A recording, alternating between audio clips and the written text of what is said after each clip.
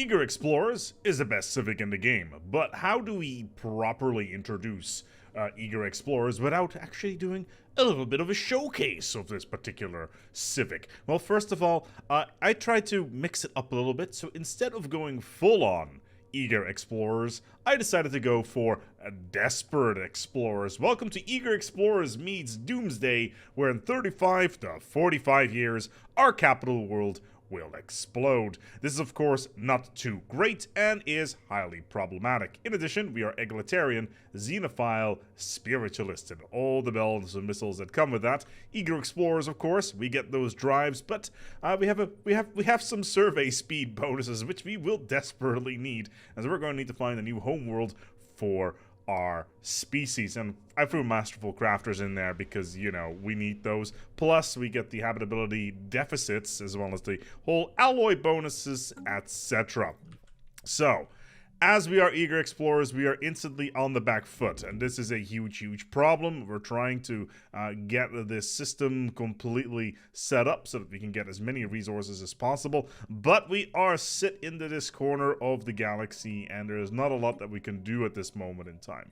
We're trying to get first contact going. There is a dig site right around the corner, which does have volatile motes, which is nice, but because we are starting as, you know, Doomsday, there will not be any other planets nearby that we can actually colonize. For instance, there's a tomb world over here, in addition to a ruined sentry array, which we may actually have a little bit of use for down the line. But we have the problem that we cannot expand this fast because, well, once again, we have the problem of being those Eager Explorers. Right now I'm making the mistake of trying to survey in one direction, which is something that I definitely should not be doing.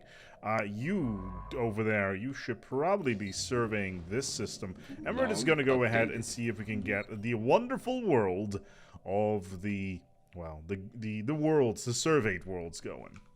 Now, of course, everybody is going to be asking, ASpec, are you going to go the hyperspace travel route? Of course we are not. What's the fun in that? We are going to stick to the joys of course, subspace drive.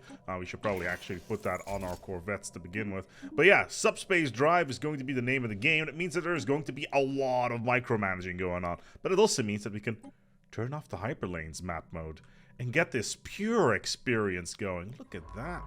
I could have like little jump points everywhere, and the hyperlanes don't matter. I wish that we could just, you know, have this mode enabled, or specifically the hyperlanes mode disabled by default if you're going down this particular route, because, you know, this feels right, you know? It's just, you don't want to be constrained to the hyperspace network.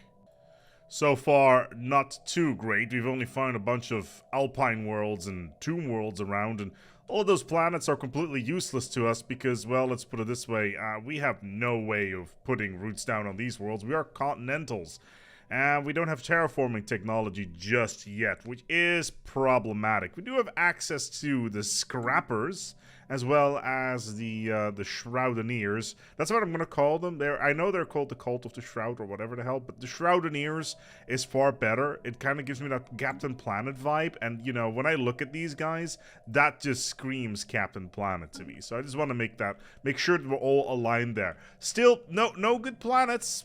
We're 7 years in. 30 years to go. Let's hope that we find something, otherwise we're screwed. Yeah, we're 10 years in. We still haven't found any sort of planet that is even remotely good, and 25 years to go.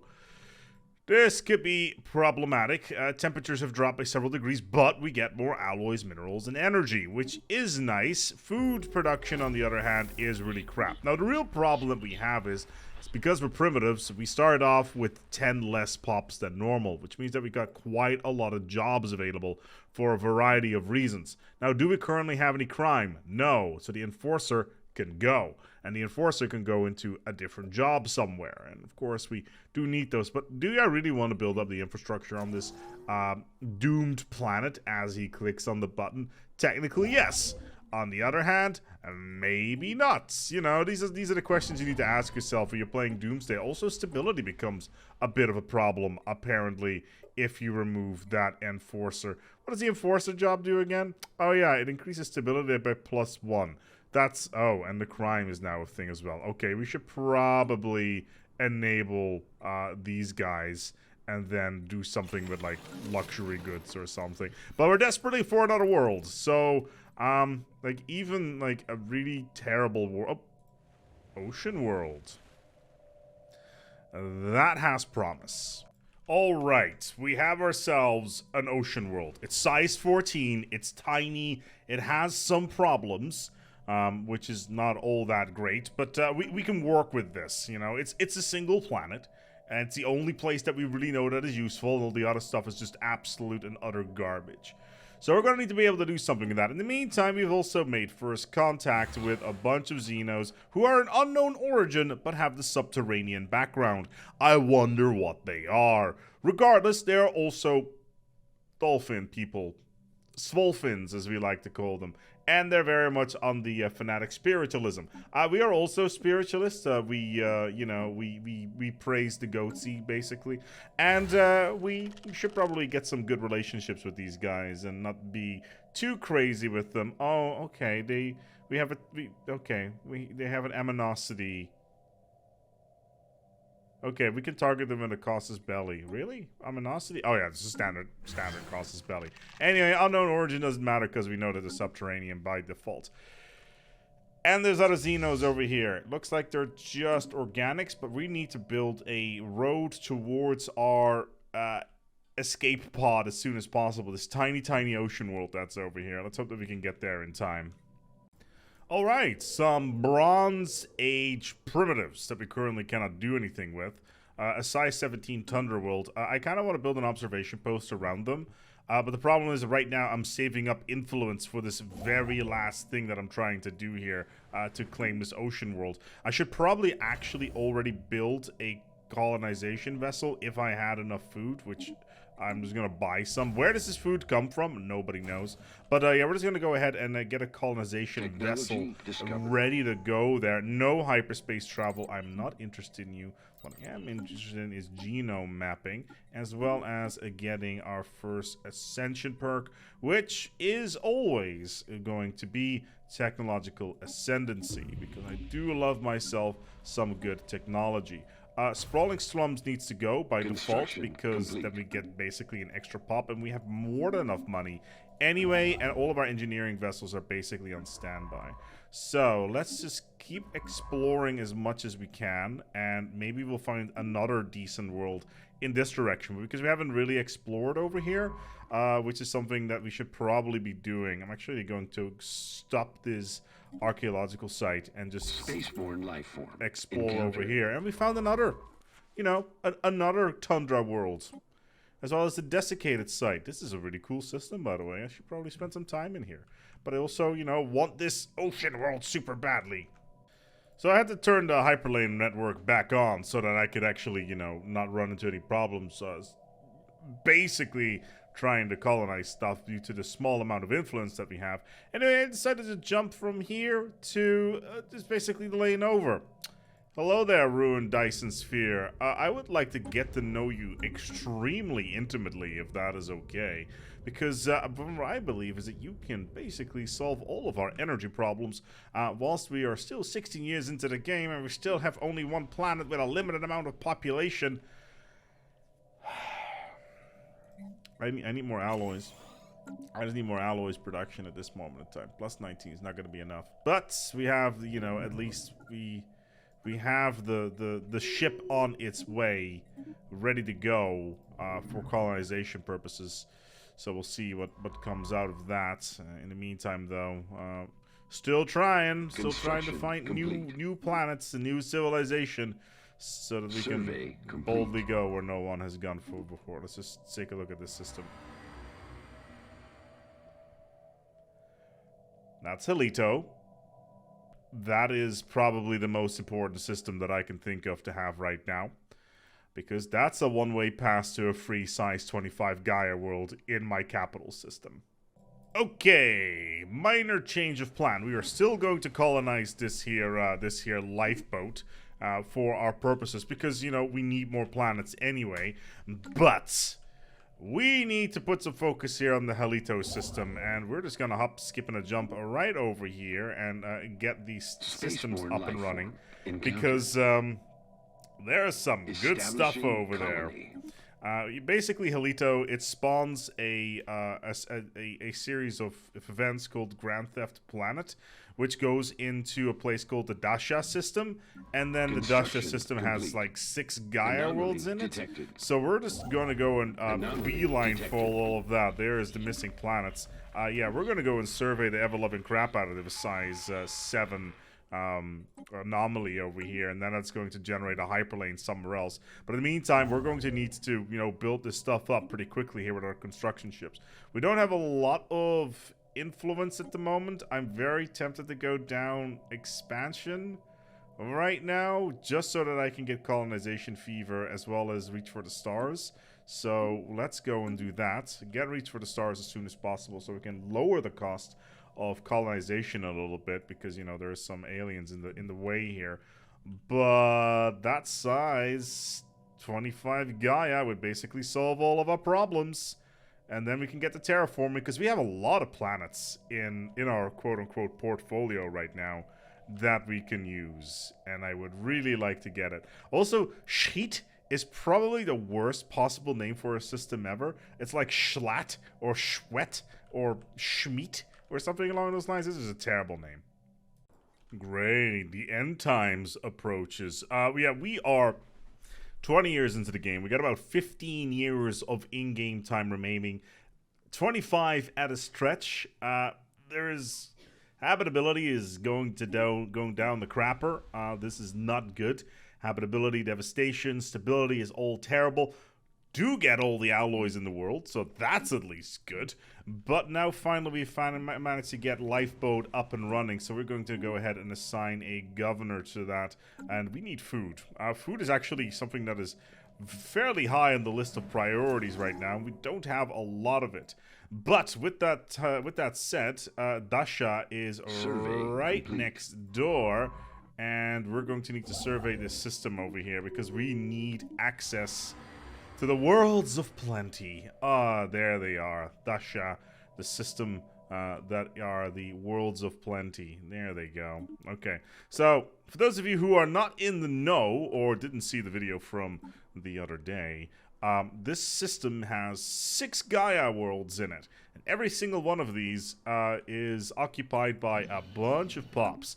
But the most important one is Sol X, because at some point what is going to happen is that these pops are going to say, hey, get the hell out of our solar system, man. We don't like you, you know, looking at our transporter technology, or whatever they want to call it, and we'll give you a planet as a, you know, screw you, fuck off present, basically. And then it will move that towards our capital system, which is exactly what we need right now, because, well, in case you weren't paying attention, our homeworld is going to blow up sometime in the near future, and we kind of need a replacement, and Sol X would be the perfect place to change that.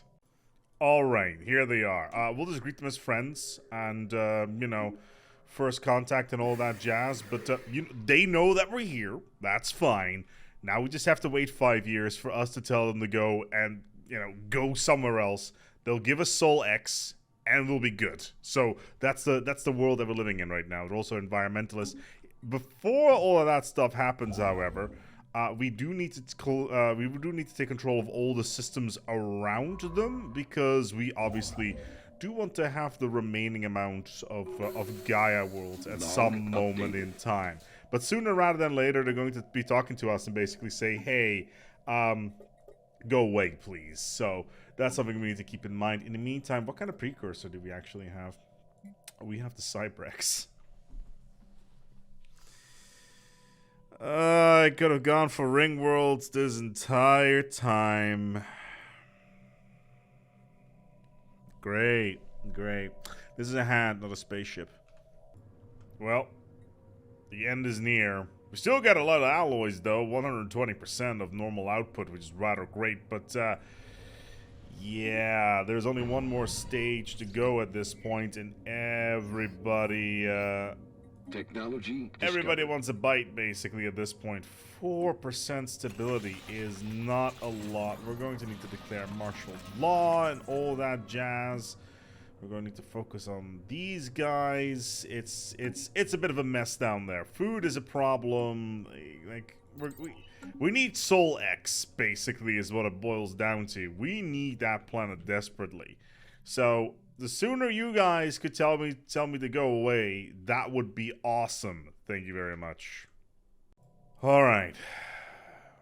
They've requested for us to leave. That's good. And basically, they will give us Soul X, which is awesome, or we could take their secrets, but we are definitely not in a place where we should be taking any secrets anytime soon. Plus, we need to get the hell off of this rock. So, we got escape pod, and we give this one a lifeboat. What a lifeboat it is. Look at this place. It's beautiful. Sure, it's got some dangerous wildlife and stuff on it, but it's got some frozen gas and lakes. It is perfect. It is beautiful. Now we just need to make sure that we colonize it fast enough before the end times. Otherwise, we're going to have some serious problem. Oh, seeds of destructions, you say. Yeah, let's not do that. Alright, so we are in the process of colonizing Lifeboat. It will be done in 2232. That's 3 years to spare. The problem that we have is we still need to build up all the infrastructure where all the pops can work. And there's 27 pops on this planet. That's going to be costly to resettle all of them. Especially considering nobody's interested to, you know, ooh, I don't have the resettlement is allowed policy. Am I even allowed to change that? Okay, we can change that. Okay, that's good. Otherwise, we could have run into some serious problems not having the world of our needs within the system. Yeah, let's hope that we're going to go and run into a situation where we can actually have a little bit more time. If we can get the planet done at 2240 maybe, and not 35, that would be great. But I don't have a lot of hope at the moment. All right. Lifeboat is a thing. We're going to need to start building pretty rapidly on this planet to get as much infrastructure going as we can, because we're going to need to move our entire civilization from our capital world through the escape program over towards Lifeboat. And we've queued up quite a lot of stuff here in order to get that done. We're also going to distribute luxury goods and all that jazz. We got a few pops on this planet already. Can we remove any features? No, not at the moment. But we have the lifeboat in place. Now we just need to squeeze our entire population onto this friggin' rock. In time for, you know, before this planet explodes. And it's across the solar system, which is not the burst. It's a star system. Sol is not here, so it's not a solar system. But it's across the star system. So we may have made it. Still only have 2 planets, though. I wish I was kidding you, but I found another Gaia world. It's pretty far away. Like, it's not even within distance of this here sector, but it's a Gaia world. It's size 13, plus there's a bunch of primitives in the same solar system as well. They are in the Stone Age, which just means we're going to get a bunch of breakthroughs, but not a Gaia world, not too far away. We still have the problem that, you know, our capital is going to explode, and Lifeboat has not been prepared for whomever is going to come there. But, yeah, that's at least a really good development. We can use that. We can use that. Let's claim that system as fast as possible, and maybe we can get something going there. Because I got so many primitives, I got access to satisfying insults. Apparently, my insult efficiency will be better. I don't know what that means, but apparently I can insult better now and get more envoys because of that. Gain a benefit for insulting another empire every 5 years. Look, I have no fleets. I don't necessarily want to mess with these guys and insult them all the time. I am feeling pretty okay where I am right now without pissing everybody around me off. But thanks for the more efficient insults, though. I am definitely going to research that. Not at 69 nice months, though. That's a little bit excessive. I need something cheaper here, like starbase capacity, maybe. Don't you just love it when you, like, are researching an event, like 2 jumps away from your capital? And sure, it's got a ruined sentry array in it. But it also has alien logs, which then casually spawns a relic world two jumps away from your capital system that was going to explode the entire time. So what you're telling me is I could have gotten a spawn onto a relic world right next door to my capital the entire time, and I didn't need to dick around with Dasha? I mean... well, there it is. The final moments. It's time to start moving all of our pops across. Because, you know, we've been skirting the edge for a while now. So it's time to move everybody from Tall over towards Lifeboat. Our new capital, basically. We're gonna start off with just the clerks and stuff like that. We're gonna move the entire population over. Yes, they're going to be... I don't have enough influence to move the leaders. I'm sorry there, Captain, but you're going to have to go down with the ship because I do not have enough influence to move you because of the abandoned colony cost. Alright, that's fine. I have enough unemployed people over here as it is with the... all the bells and whistles that I got going on here. Slowly but steadily trying to move as many pops into jobs as possible, but what can one do? I'm probably even going to need to start building precinct houses or something along those lines. And I still need to move the capital here, but I do not have the influence for that. Also need civilian industries, because otherwise, you know, food and drink and other stuff is just going to be a perpetual issue here. Tall is dead. Oh, rising unemployment on this. Oh, okay. Yeah, I never saw that coming. And now you're being... Special project complete. Now you're being problematic here as well. I could just, you know, declare a martial campaign just to get the stability up a little bit. But is that going to be... is it the amenities? It's the amenities, isn't it? All these people don't want to work those jobs that I so keenly built for them. Like, you know, it's never good enough for some of these people, right? You get them a Gaia world whilst their capital world is about to explode, and you do all that work, and they're still not happy because you need to send the troops into the street. It's just sad times. Well, they did go down with the ship after all. The end of Tall. Oh, that's just uncalled for. Well, that was my capital world. It's cold and lifeless. Those lost will be remembered. Thankfully, we got our new capital over here now already. That's good. So complete. At least all of that stuff is in place, and instantly the stability has like instantly shot up. So we can clear the stuff that's going on here. But we still have like housing problems, city district issues. We're trying to upgrade all of our other stuff, and at least, you know, Sol X came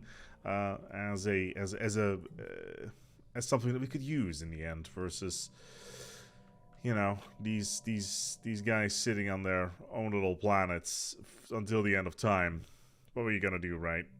I'm gonna miss that planet. That's good fun. That's good fun right there, trying to struggle through. And I can't even imagine how bad it was going to be if I did not have Sol X and I would have to rely on Lifeboat, basically, or try to beeline it for this tiny Gaia world.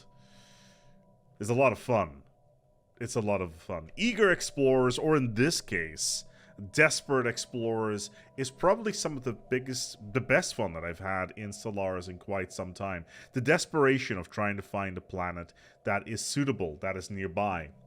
And sure, all sorts of situations can pop up where all of a sudden you have access to a relic world. Sure, there's a dragon sitting around there. Or you need to go like 10 jumps to the nearest reasonable planet.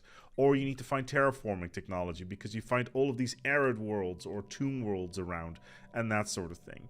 So these are some of the challenges you're going to be encountering, and I would highly recommend for you to play with desperate explorers early on. Like, have some fun with it, because I can seriously recommend it. It's a lot of fun. Sure, the micromanaging of the hyperdrive systems and everything that is involved there can be a little bit of a hassle, but you know, you can always swap to hyperdrive technology, all of going away from that from the drives that you already have. Plus, you know, the ships look hella cool. You know, there you go. They look so awesome. Very, very cool. If you will, allow me to continue this particular little get around and see whether or not we can make, you know, get some revenge on Dasha even, to get control of it, or maybe take a look at the larger galaxy to see what's going on here, or try to survive with only 40 pops 40 years into the game and see where we can go on from here, because it's going to be an uphill battle no matter how you cut this cake. Thank you so much for watching. If you want to learn more about Eager Explorers or their variant, you know, this one right here, feel free to go and click on the video that is in front of your screen right now. It will take you to the Eager Explorers overview and everything that you can learn from that. Of course, there is also the Solarpunk Empire that we talked about in this particular episode, and that was, of course, the Dasha system and everything that's involved there as well. The second video will take you there. It's called the Free Gaia Worlds video, basically. But we're gonna go log off here. It's been a reasonable one already. You know, 25 minutes is more than enough time to get a good lay of the land. And like I said, if you want more, let me know in the comments below. The struggle is real. Are we going to survive? Who knows? But until next time, take good care of yourselves. And as always, oh boy, is Doomsday desperate.